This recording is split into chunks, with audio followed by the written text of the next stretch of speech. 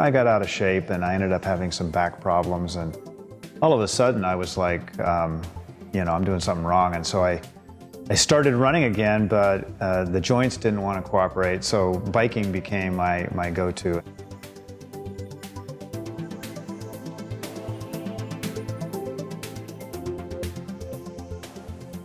I thought I was quite the athlete. Then I met cyclists who, when I'd get on the bike and try to keep up with them, they nearly run me into the ground. And that's when both of us decided together that we would start bike racing. One of the things most athletes don't realize is that going harder is not the only way to get faster. A lot of times it's strategically knowing when to rest. And so Anna would teach me and my wife how to what they call periodicity, where you periodically train harder and harder, and then you have rest weeks, and it was that allowed me to, it's funny, I would learn to do less and get faster.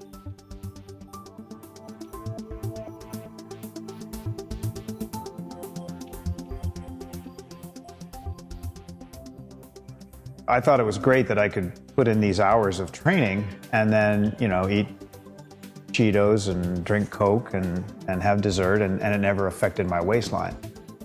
But what I didn't know was that it was affecting me internally.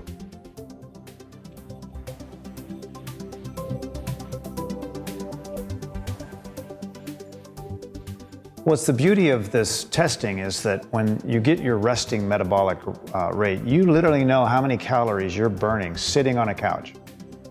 You then learn how many you might burn if you do a treadmill or a bicycle ride, even if you're not a runner or a cyclist. So for me, the first step was what's called a carb cleanse, which is just again, the metabolic coaching technique is stop all carbs for a week and then gradually reintroduce the healthier carbs. And I was amazed at the changes that occurred in that first month. I lost 7 inches in my waist. I lost 10 pounds. I felt very alert and engaged. I was consuming about, just sitting at rest before my testing, 36% of all my calories came from carbohydrates, just sitting.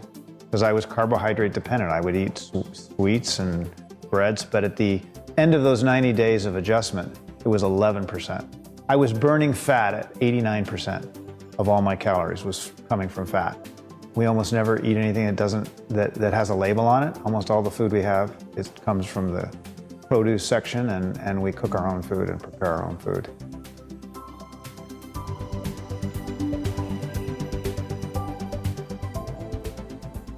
There are 18 types of cancer that are directly related to obesity and nutritional